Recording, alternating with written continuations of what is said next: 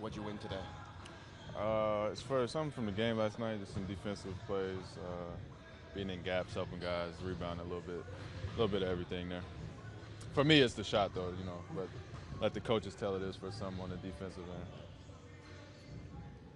What does a win like that say about this team and its character, the way that you guys were able to fight back, set the game down? I don't know. I think that we're resilient and we have a lot of talent, and nobody really ever panicked. Although we probably had a million reasons to panic last night, just the way the game was going. It's not the way you draw it up, by any means. But good teams find a way to win, and we did that. And it wasn't pretty, and we just kept clawing and scratching and fighting, and finally, turned it on a little bit, made some plays there to sneak out of there with a win. But we know we got to play much better. So come in, look at the film today, and see what we can improve. After a win like that, was practice day, was it a lighter feel or was it like you guys know that you have to focus if you were talking Yeah, a about? little bit of both. I think the move was light. Obviously, we know that we have to play better, but I think there's a sense of a relief to win that game, knowing how poorly we played for most of the game. So you come in knowing where we can get better at, and like I said, we look at the film and point out all the bad stuff we did, and obviously we'll try to improve that going forward. But it's hard to win in this league, and you never want to take that for granted. So we'll take them any way we can get them right now. Fred, where does that lack of panic come from collectively in this group? Experience, talent, toughness. I don't know.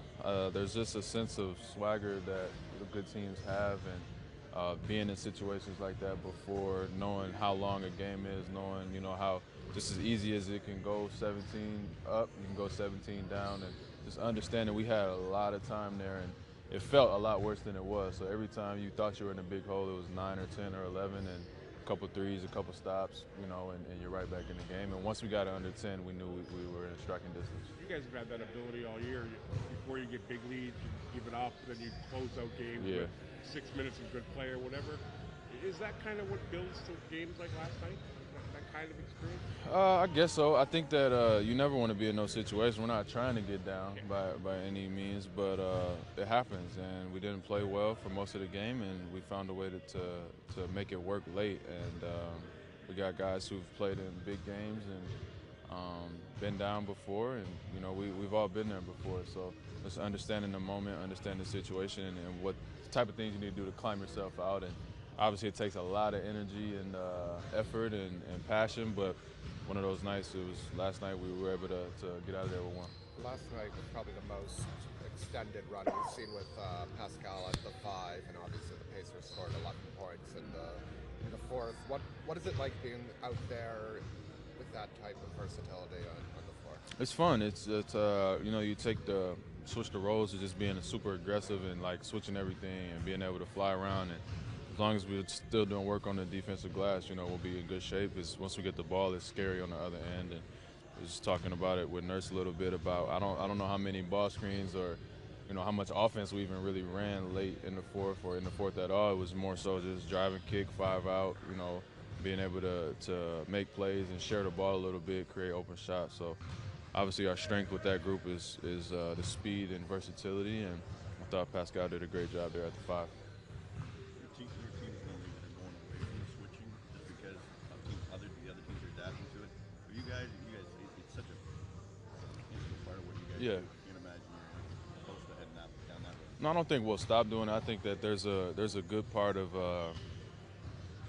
knowing when to pick your spots. I don't think you want to give anybody in this league a steady diet of one thing. So knowing that we have that in our back pockets, we usually don't start switching everything. We usually start whatever our base coverage is, and as the game goes on, and we read how we're doing, and we always have that in our back pocket to go to that. So you showed in spurts, and like last night, we didn't really start switching everything until late, and it was good for us. So just want to be versatile and have a lot of different coverages in your packages.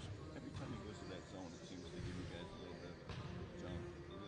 It doesn't happen that often. There's been times we get burned too, but it is one of those things that just junks up the game and changes the flow of the game. And if somebody's rolling, if a team's rolling and we can't seem to get a stop, we'll probably go to that and see if we can't mess up the rhythm and force them to take bad shots. And that's the biggest thing, is just teams really have trouble, taking good shots. And we sometimes we start to break off a long three or a turnover or whatever the case may be.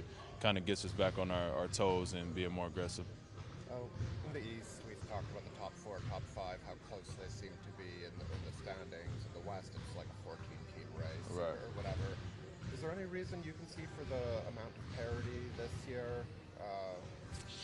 Just the luck of the draw?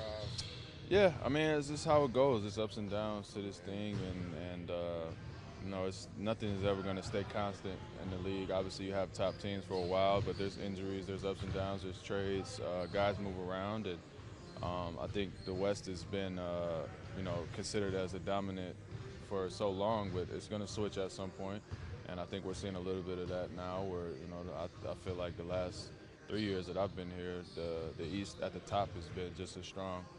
And we're seeing that again this year. So, you know, there's great teams in each conference, and it's a long season, and those teams at the bottom have a chance to get out of there, and the teams at the top can fall pretty fast too. So, still really early.